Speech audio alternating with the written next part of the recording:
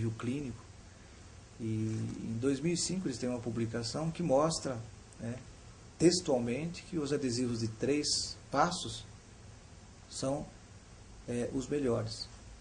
E são comparáveis aos autocondicionantes de 2 passos. Certo. Ponto final. Certo. Tá? Isso em 2000, trabalho de 2004, publicado em 2005, certo, pelo grupo da Bélgica. Em 2010, eles publicaram a continuidade dessa pesquisa. Isso é clínico, são trabalhos clínicos, de falha anual de retenção dos adesivos. Legal. E eles perceberam, né, que os adesivos de 3 frascos permaneceram no mesmo nível. Certo. Os adesivos de 3 frascos de técnica úmida. Certo. Os adesivos de 2 frascos autocondicionantes também no mesmo nível. Mas os adesivos de 1 frasco, autocondicionantes de 1 frasco, certo, tá certo? Que até 2004 eram adesivos que tinham as maiores falhas, eram os adesivos mais permeáveis, porque eram muito hidrófilos. Esses adesivos, o fabricante evoluiu de tal forma a sua química, mudando o monômero, que hoje esses adesivos de 1 frasco têm um nível de falha inferior ao da técnica de 3 passos e inferior ao de 2 passos autocondicionante. Tá certo? certo. Quer dizer, então, nesses últimos 5 anos, nós tivemos uma evolução química, tecnológica da química muito grande em relação aos adesivos. Qual foi o segredo disso?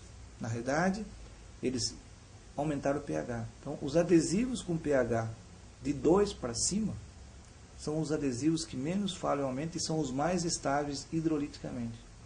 São os mais estáveis. Tá certo? Então, nós temos atualmente uma nova geração de autocondicionantes. E todos em 1 frasco só. Quer dizer, a técnica está simplificada e com qualidade. Certo. Qual é o segredo? Claro que eles não vão contar nunca o segredo. Mas certamente o segredo está no tipo de monômero que está aplicado ali dentro. Certo. São monômeros mais estáveis hidroliticamente. Mais um segredo aí, que também não está dito pelo fabricante. Mas você sabe que monômeros hidrófobos têm mais afinidade por fosfoiniciadores, né, como a canfluoquinona. Ou a canfluoquinona tem mais afinidade por monômeros hidrófobos. Tá certo? Haveria uma conversão. Exatamente. Aí você teria uma conversão. Como você tem mais monômeros hidrófilos em geral nesses adesivos, mas quando você aumenta o pH, você consegue também aumentar a quantidade de monômero hidrófobo. Legal. Tá?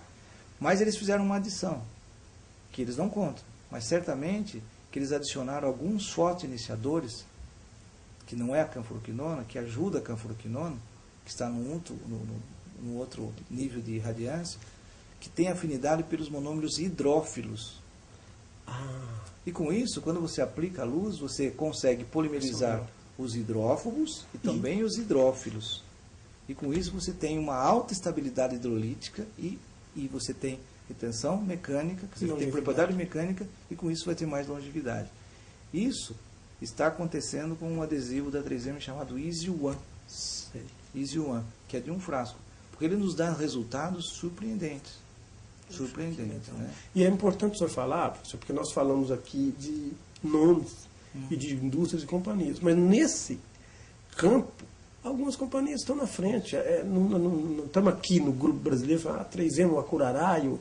Isso acontece realmente em qualquer nível, uma indústria de carro, uma indústria de qualquer coisa, onde algumas indústrias saem na frente em alguns aspectos e as outras, às vezes, demoram um pouco a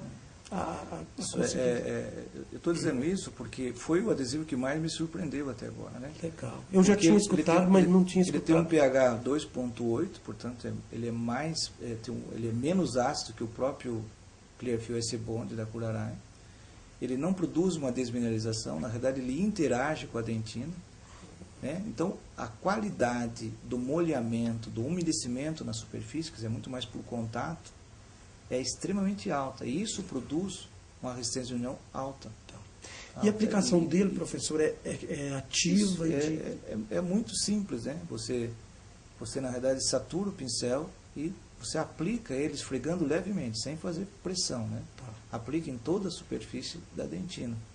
Depois um leve jato de ar, porque ele é a base de álcool e etanol também.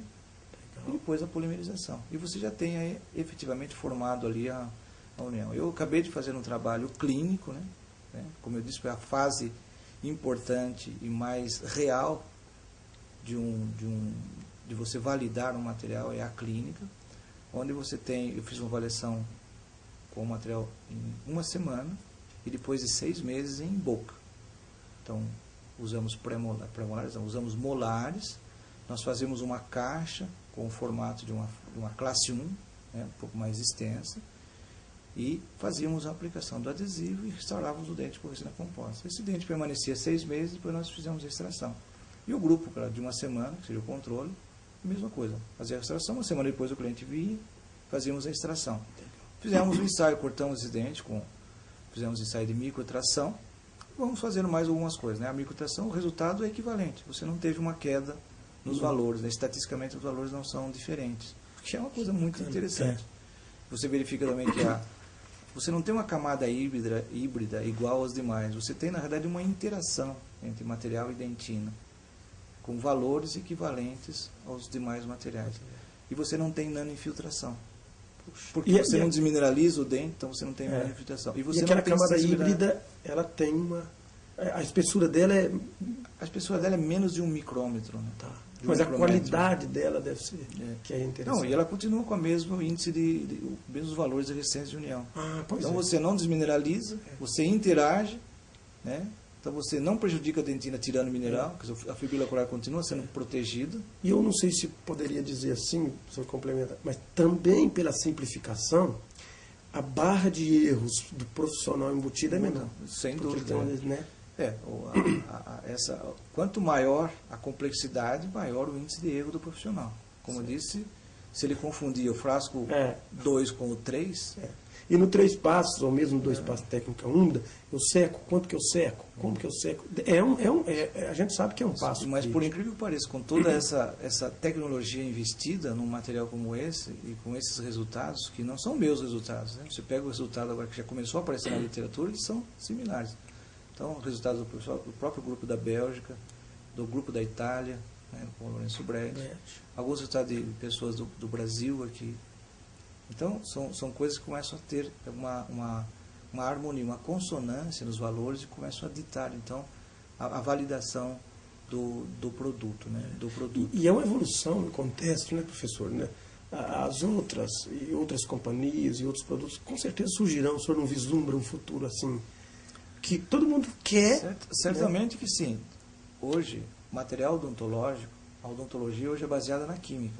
Tudo isso que nós estamos falando aqui é baseado em química. Quem trabalha com isso são químicos, engenheiros químicos. Nós apenas somos validadores daquele trabalho. Por isso que a gente precisa de tempo para validar isso. Por isso que é necessário um determinado tempo antes que o dentista comece a utilizar o produto. Quando você realmente fala, não, pode usar. Quando um pesquisador de credibilidade consegue fazer o seu trabalho, publicar numa revista, né, que tem um processo de revisão sério, aí sim, aí quando você tem essa publicação, aí você fala, bom, já podemos começar a pensar em alguma coisa para uso. Isso é importante. Não simplesmente, às vezes, acreditar no que se fala, porque apresenta um caso clínico bonito e mostra como usa, e aí você vai mais... faz a compra muito mais baseado na emoção de ter visto aquela apresentação clínica, pela oratória até do apresentador, pelo convencimento, e não pela ciência. Né? Exato. Mas eu acho que a ciência tem que acompanhar a parte de apresentação estética também, a parte de apresentação dos casos clínicos que ficam maravilhosos. Né? Então, e hoje isso é importante. Temos bons clínicos que estão procurando se interarem cientificamente no Brasil, principalmente. Né? Felizmente nós estamos chegando num nível hoje bastante diferenciado em relação a alguns anos anteriores. Né? Hoje nós temos pessoas muito mais embasadas. Quem contribuiu muito com isso foi a pós-graduação. Essas pessoas estão saindo de grupos de pós-graduação no Brasil todo e com um determinado embasamento. E com esse embasamento ele começa a produzir coisas, né, com credibilidade. E isso é importante. Isso é importante para que o dentista possa ver, né, poder acreditar e que a ciência seja a base para essa credibilidade. E quem ganha, na verdade, é o o cliente, né, que está recebendo, o paciente que recebe a instalação. A população, né? A população que usa do serviço e que tem que ser o maior beneficiário, sem dúvida. Professor, tem algumas perguntas que o senhor já respondeu. Gente, só corte rapidinho. Uma vontade, professor. Professor, muitas perguntas que estão aqui, que eu já tinha lido, advindas dos clínicos, já foram respondidas pelas suas colocações. Por isso que às vezes eu não voltei aqui para fazer essas perguntas. E óbvio que conversar com você, diante da sua experiência, tudo que você tem feito, contribuído para a odontologia, e principalmente, professor, por aquilo que você faz no laboratório e os trabalhos clínicos que você também conduz e tem um time que trabalha com você. Então, é diferente. Ou seja, o tempo da entrevista deveria ser mais, mas nós não podemos, infelizmente. Então, nós vamos fazer algumas perguntas que restaram aqui. Sobre adesivos, eu queria que o senhor falasse um pouquinho sobre a clorexidina e a aplicação da clorexidina, ou técnica úmida e técnica de condicionamento de autocondicionante, por gentileza. Vamos ser rápido. A técnica úmida é simples, né? A clorexidina é um agente de asepsia bastante potente, usado nos hospitais, e a odontologia usava isso mais para limpeza de cavidade até alguns anos atrás. Na verdade, a clorexidina também é um agente inibidor de enzimas, né? E, na realidade, o que aconteceu é que o que acontece quando você desmineraliza o dente com ácido fosfórico, a área que você desmineraliza, ela é maior do que a capacidade que o adesivo tem de penetrar. Então, você sempre tem uma área numa escala nanométrica, mas ela fica sem preenchimento. Nessa área, você tem fibrila colágena exposta, né? E como o ácido ele desencadeia a liberação de algumas enzimas endógenas, tipo do metaloproteinases, essas enzimas são responsáveis exatamente por degradar essas fibrilas colágenas.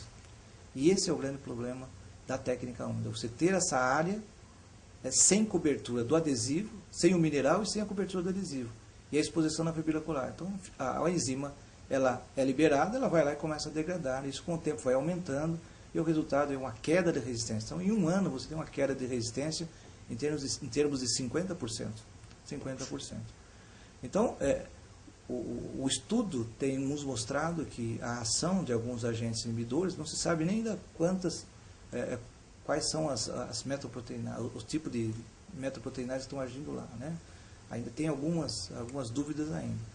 Mas o fato é que se você aplicar alguns inibidores, você interrompe essa ação das enzimas. Então nós fizemos um trabalho em 2006, 2005, 2006, um trabalho em laboratório, depois o trabalho foi feito clinicamente, onde depois que você efetua o condicionamento ácido, nós aplicávamos clorexidina 2%, uma solução aquosa de clorexidina 2%, durante 30 segundos. Depois a gente apenas fazia a remoção do excesso disso, e aí então aplicávamos um adesivo, né? Um adesivo single bond 2 lá no caso, né? Certo. Removíamos o excesso com a técnica convencional, excesso com jatos de ar, leve jatos de ar, polimerização e a restauração. Depois de 14 meses, nós removemos esses dentes e fizemos os ensaios mecânicos e também microscopia eletrônica de transmissão. E notamos que, depois de 14 meses, quando nós usávamos a clorexidina, né, solução aquosa de 2%, os valores da receituião se mantinham. E no grupo controle que não tinha clorexidina, os valores caíam numa queda assim, de aproximadamente 40%. Então isso, e quando examinamos a região de união, microscopia eletrônica, percebemos que a camada híbrida ela estava totalmente degradada quando não se usava a clorexidina, enquanto que a outra estava mantida. Quer dizer, isso nos mostrou que a clorexidina era um ótimo inibidor dessas metaloproteinases. E que a presença da clorexidina mantinha, né, ela podia manter essa união por muito mais tempo. Quer dizer, então, essa é uma adição na técnica úmida que a gente recomenda hoje aos dentistas. Né? Então, no autocondicionante... No autocondicionante, a coisa é um pouco mais controvertida. Tá. Porque, na realidade, o monômero, o ácido, ele carrega junto. Tem alguns trabalhos onde a pessoa adiciona a clorexidina já no primer ácido. E o resultado é positivo. O resultado é positivo. Mas hoje eu tenho receio, na realidade, em usar, por exemplo, nesses adesivos de pH mais alto. Certo. Porque eles não removem a lama de dentária. Como eles interagem, se você colocar clorexidina, Vai ser o que acontece? A cloroquina deposita os seus cristais e às vezes o cristal que fica depositado impede a ação do próprio hemodômetro. A gente tem um trabalho feito pelo Vinícius, né? Pelo Vinícius e conduzido pela Marcela Carrilho também, que colaborou, que trabalha muito com essa área, que diz o seguinte, que esse depósito desses cristais reduzem a resistência de união de sistemas como o Unicem, né, que interagem com a dentina. Então, com esse sistema de ar-condicionante de pH acima de 2, a gente não recomenda, até porque não é necessário. Você não tem desmineralização da dentina, você não tem exposição de fibra solar. Pensando, por exemplo, no Clearfield C-Bond. Isso, o Clearfield é exatamente isso. O pessoal adiciona a cloroxidina no próprio primer. Tá. E, por exemplo, ou aplica antes. Se for o Adhese da Ivoclar... Você aplica antes, na realidade, a cloroxidina e depois lava. Isso. Daí, quando o primer penetra e desmineraliza, ele leva junto. Tá. Mas de outros fabricantes, não tem. De outros fabricantes, a gente não tem pesquisas em cima, mas o processo seria mais ou menos parecido. O pH sendo mais alto, é complexo você utilizar. Você vai, na realidade, reduzir a resistência de união. Quando o pH é um pouco de 2 para baixo, talvez você coloque antes, e aí sim você tem efetividade. Mas a recomendação é que você não é necessário utilizar. Né? Não é necessário. Professor, ontem o senhor falou também das resinas compostas, e foi espetacular, eu vou dizer assim, por mostrar os casos clínicos com aquele embasamento científico necessário que a gente sonha em levar pelo grupo, e agradecer ao senhor de novo, para o dentista fazer uma restauração na boca de um cliente que seja aquela restauração. Então, considerando o adesivo, claro, tem muitas outras questões, mas nas resinas compostas, como o senhor vê as resinas compostas hoje, em nível mundial e em nível nacional também? Até se o senhor puder falar um pouquinho sobre indústria nacional, se existe alguma coisa, eu agradeceria, professor. Sempre que você coloca indústria nacional, a gente tem problemas. Né? Problemas porque nós não temos investigações só de produtos nacionais. E isso é uma dificuldade para a gente até responder algumas perguntas. Mas vamos falar de uma maneira geral. A resina tem um pouco mais de 50 anos, tá certo? E nesses 50 anos ela evoluiu muito em relação ao tipo de partícula, forma, né? Tamanho e volume. E em relação à parte orgânica, no final da década de 90, ela ficou mais hidrófoba. Ficando mais hidrófoba, ela na realidade ela absorve menos água, ela pigmenta menos, então ela vai ter uma longevidade clínica muito maior na boca do paciente, né? Com o advento de monômeros chamado bisema, que junto com o BGMA formam a parte orgânica de uma resina composta hoje. Então hoje na bula, quando está escrito que tem bisema, mas claro, numa proporção maior do que o BGMA, você vai ter algumas situações diferenciadas na sua resina, como por exemplo, a resina se manter sobre o próprio peso, o que facilita o dentista no processo de escultura. Isso é muito importante. Tá? Como, por exemplo, você precisa de menos energia, só de 20 segundos para você polimerizar. Como, por exemplo, você ter com a contração de apenas 2%, enquanto que as demais têm em torno de 3, 3,5%. Tá certo? Tudo isso são fatos importantes, decorrentes de uma mudança química. Na realidade, é a remoção de hidroxilas do BGMA e a adição de mais carbonos. Né? Então, você aumenta o peso molecular, estabiliza mais a molécula e clinicamente a resposta é essa, longevidade, porque ela fica mais hidrófoba. Tá certo? Com relação às partículas, na realidade, no final da década de 80, nós tivemos a redução da partícula para 0,6 micrômetros. 0,6 micrômetros você tem qualidade em polimento e tem resistência mecânica. E as resinas compostas passaram a ser indicadas para anterior e posterior. A partir daí, elas permaneceram só mudando de marca. Certo. Não aconteceu absolutamente nada. Só aconteceu nos anos 2000 com o advento da nanotecnologia para a odontologia. O que é a nanotecnologia? Você trabalha com partículas na escala nanométrica, na escala atômica. Tá certo? Então, você, na realidade, a indústria conseguiu reduzir o tamanho da partícula em 1000 vezes. Então, isso, a resposta disso na clínica é exatamente melhor polimento e manutenção desse polimento. Na realidade, essa é a grande vantagem da nanotecnologia. Mesmo, professor, com escovação. Isso. A escovação ajuda a dar um melhor polimento. Ela vai dando como se fosse um lustre. Porque a partícula que sai, ela é de tamanho nanômetro. E já existem trabalhos clínicos também? Tem trabalhos clínicos já publicados em 3 anos, que mostram essa eficiência. O desgaste hoje dessas resinas é equivalente ao desgaste fisiológico do esmalte. Então nós não temos problemas mais com propriedade mecânica do material. E essas resinas estão dando hoje também a gama de cores Sim. que as outras dão? Sim, elas trazem hoje uma gama de cores, quase 20, mais de 20 cores, né?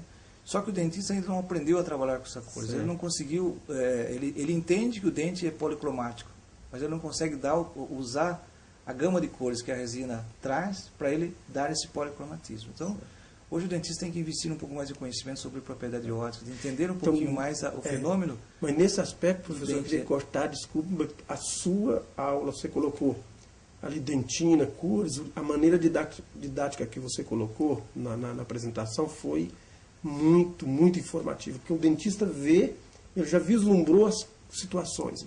Né? Quem teve a oportunidade de ver e se reciclar no curso, eu acho que vai ter muito mais condição de, segunda-feira, estar no consultório fazendo aquilo que você mostrou. Porque o dentista é acostumado a fazer um dente monocromático, né? Ele usa sempre 1 ou 2 cores básicas e somente isso. Acho que o dente só tem aquelas cores. Na realidade não é assim, né? Ele precisa, na realidade, aprender um pouco mais sobre esse policromatismo, sobre a propriedade ótica do dente, e porque a resina tem condições hoje, elas trazem, né, nas suas massas de opacidades, condições de você retornar ou dar na restauração que está fazendo esse policromatismo. Isso é extremamente importante para você voltar a fazer uma restauração com qualidade, né? Não só qualidade na parte anatômica, né, e na função do dente, mas na qualidade também na parte estética, com a reflexão da luz, né? Com a reflexão de maneira similar aos dos dentes naturais. Legal. Professor, nós temos um tempo limitado. Eu queria encerrar, fazer novamente esse agradecimento, dizer que, infelizmente, o tempo deixa limitado a muitas coisas que nós poderíamos perguntar para você esclarecer, não somente para o profissional de odontologia, para o clínico, mas para o estudante de pós-graduação e para pesquisadores. Então, essa sua participação, ela realmente, eu vou usar o que eu falei ontem, o que eu falei na palestra, eu vou usar como um momento sublime. Então, quero te agradecer por isso, parabenizar e, óbvio, pedir para que você continue sendo essa pessoa séria, dedicada e que tem compromisso com as coisas sérias e com a odontologia. Sabe, professor? Então, esse início da nossa educação continuada no site do Grupo Brasileiro de Materiais Dentários, eu estou muito honrado com a sua presença e gostaria de que fosse estendido no Brasil. Nós vamos estar informando o dentista, o associado, para que ele participe. E se o senhor me der, eu não tinha conversado com você, a oportunidade de algumas perguntas serem passadas pelo site, que eu possa te enviar por e-mail, não te enchendo de tanta coisa, porque eu sei que você tem uma vida muito corrida, com muitos afazeres, eu agradeceria. Então, muito obrigado, professor. Tudo bem, eu que fico feliz novamente com o seu convite, agradeço essas perguntas, essa oportunidade de respondê-las e colocar a minha posição diante dessa realidade clínica que a gente tem hoje, em termos de materiais e de aplicação clínica. E, claro, pelo prazer de estar aqui com vocês aqui em Uberaba e principalmente com você, que é um ex-aluno, fruto da pós-graduação, principalmente fruto da nossa pós-graduação em Piracicaba, e que hoje já tem uma representatividade nacional e internacional extremamente importante, né? E é isso que a gente espera das pessoas, dos mais jovens, que essa internacionalização se faça presente, não só pessoal, mas quando ela acontece, em geral vem por meio de publicações. E você é um exemplo claro disso. E hoje, isso é importante, porque você se torna responsável por um grupo importante no país, que é o Grupo Brasileiro de Materiais Dentários. E eu estou sempre aberto a colaborar, né? E essa é a vida e a missão de um professor. Obrigado. Obrigado, professor. Deu tempo? Foi em cima? Em cima. Agora nós fizemos.